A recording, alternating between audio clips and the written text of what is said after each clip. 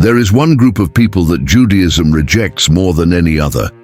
Not atheists, not converts to other religions, not even Jews who abandon their faith entirely. It is the Jews who believe in Jesus. They are called Messianic Jews. Messianic Jews are seen as traitors, outcasts, and even enemies of their own people. They are banned from synagogues, shunned by family, and sometimes even attacked. But why? Why are they treated worse than those who leave Judaism completely? To understand this, we first need to answer one question. Who are the Messianic Jews? Messianic Jews are Jewish by blood, culture, and tradition, but they believe that Jesus, Yeshua, is the Messiah. They celebrate Jewish holidays, they read the Torah, they observe the Sabbath. But unlike mainstream Judaism, they accept Jesus as the fulfillment of Jewish prophecy. This isn't a new idea. The first followers of Jesus were Jewish.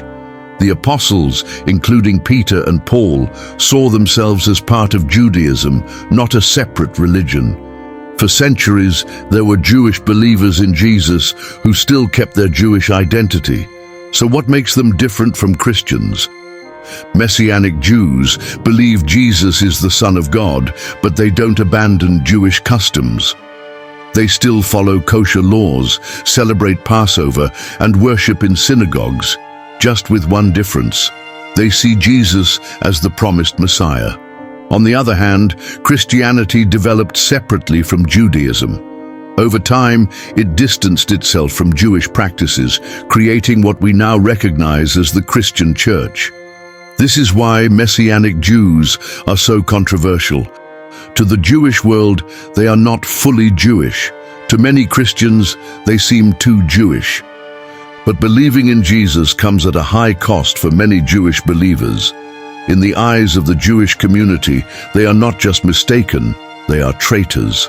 And traitors must be punished. Firstly, Messianic Jews are banned from synagogues. For most Jews, the synagogue is the heart of their community. But for Messianic Jews, the doors are often shut. Many rabbis enforce an unspoken rule. If you believe in Jesus, you are no longer welcome. Some are publicly expelled, others are quietly pushed out. Either way, the message is clear. You are no longer one of us. Secondly, they are harassed by ultra-Orthodox groups. The rejection goes far beyond religious exclusion. Groups like Yad Lakim, an ultra-Orthodox organization in Israel, actively work to suppress Messianic Jews. They monitor Messianic congregations, they harass members, they pressure landlords to evict them. In some cases, they even follow Messianic Jews in public, shouting insults and warnings on them. Yad Lakim openly admits their goal to eliminate the Messianic movement from Jewish society. Thirdly, they are denied jobs and opportunities. For Messianic Jews in Israel, finding work can be difficult. Employers who discover an employee is Messianic may fire them or refuse to hire them in the first place. In some cases, the government itself has stepped in. Messianic Jews have faced legal battles over citizenship as Israel's immigration laws favor Jews, but not those who believe in Jesus. Lastly, Messianic Jews are rejected by their own families. For many, the deepest wound comes from their own families. Messianic Jews often experience complete rejection from parents, siblings, and spouses. Some are cut off financially. Others are treated as if they are dead. For Orthodox Jewish families, having a son or daughter believe in Jesus is seen as the ultimate betrayal. Some even sit Shiva, the traditional Jewish mourning ritual, as if their relative had died. If you think that is the height of it, wait until you hear this one. In 2008, this hostility turned violent. A Messianic Jewish family in Ariel, Israel, received a gift basket for Purim. It looked innocent, wrapped in festive colors, filled with treats. But inside was a bomb.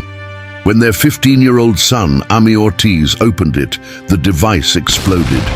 He barely survived. His body was covered in burns, his limbs torn apart by shrapnel. The attack shocked the Messianic community, but what was even more shocking, many in the ultra-Orthodox world refused to condemn it. For some, the message was clear: Messianic Jews deserve what they get. But why does this hatred run so deep? Why are Messianic Jews feared so much that they are treated like enemies of their own people?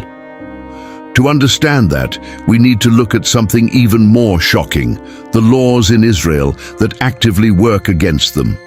At the heart of it, there are three deep fears that go beyond religion and cut into the very survival of the Jewish people. 1. Fear of assimilation, the disappearance of Judaism. For centuries, Jews have struggled to maintain their identity. They've survived persecution, exile, and countless attempts to erase them from history. But nothing threatens a culture more than assimilation. Jewish leaders fear that if Jews start believing in Jesus, Judaism itself could fade away. After all, Messianic Jews don't stop being Jewish, but in the eyes of the rabbinic world, they are walking a dangerous line. If enough Jews follow Jesus, could Judaism eventually disappear? This fear isn't new. Throughout history, Jews who converted to Christianity often lost their Jewish traditions within a generation or two. To rabbis, accepting Jesus means blending into the Christian world, and that means extinction for Judaism. 2. Fear of Christian proselytism, a new inquisition. For many Jews, Christianity isn't just another religion, it's a historical enemy. From forced conversions in medieval Spain to violent pogroms in Europe, Jewish history is filled with examples of Christians trying to erase Judaism. Today, Jewish organizations like Yad Lakim paint Messianic Jews as missionaries in disguise. They claim that the Messianic movement is just another Christian attempt to steal Jews from their faith. Rabbi Tovia Singer, one of the most vocal critics of Messianic Judaism, argues that believing in Jesus is no different from converting to Christianity. In his eyes, Messianic Jews are a Trojan horse meant to lead Jews away from the truth. To Jewish leadership, this isn't just about belief, it's about survival, and they see Messianic Jews as a threat from within. 3. Political and religious power controlling Jewish identity. There's another reason Messianic Jews are so feared, one that has nothing to do with theology. It's about power. In Israel, the rabbinic authorities have enormous control over Jewish identity. They decide who is Jewish and who isn't. And that control comes with influence over marriages, citizenship, and even government policies. Messianic Jews challenge that authority. They force Israel to answer a difficult question: can you believe in Jesus and still be Jewish? If the answer is yes, it shakes the foundation of rabbinic power. If the answer is no, it exposes the contradictions in Israel's definition of Jewish identity. This is why Israel has strict anti-missionary laws to prevent Messianic Jews and Christians from spreading their beliefs. And it's why Jewish leaders work so hard to suppress them. Because if Messianic Jews grow in numbers, it could change the very definition of what it means to be Jewish. But here's the twist. Despite all this opposition, Messianic Judaism isn't dying. It's growing. And what's happening right now might shock you. From a few thousand to hundreds of thousands. In 1967, there were fewer than 2,000 Messianic Jews worldwide. They were a tiny, scattered group, practically invisible. But today, that number has exploded. Now there are over 300,000 Messianic Jews around the world, and the number keeps rising. In Israel, where Messianic Jews face the most opposition, congregations are growing at a historic rate. In the US, entire Messianic synagogues are filled with Jewish believers in Jesus. Even in places like Russia, Brazil, and Europe, more and more Jews are embracing Yeshua as their Messiah. But now the question is, why is this happening? For decades, the Jewish world assumed that the Messianic movement would die out, that it would be a passing trend. But it hasn't, it's only getting stronger. And this raises a question that Jewish leaders don't want to answer. If Jesus isn't the Messiah, why are more Jews than ever believing in him? In conclusion, what does this mean for Christianity? You see, the Messianic Jews are seen as outcasts. They're rejected by their own people, treated as traitors, persecuted in Israel and beyond. And yet, their numbers keep growing.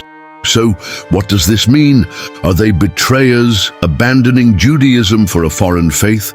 Or are they something else? To me, they are a bridge between Jews and Christians, a sign that the divide between the two might not be permanent, a growing proof that the story of Jesus and the Jewish people isn't finished yet. For Christians, this is a call to action. Pray for Messianic Jews, support them and stand with them. Because one thing is clear, the battle for the Messiah is far from over. Let me leave you at this point, but let me know your thoughts in the comment section. And if you found this video insightful, do not forget to like and subscribe. Above all, share it so that the information will get to more people. See you in the next video.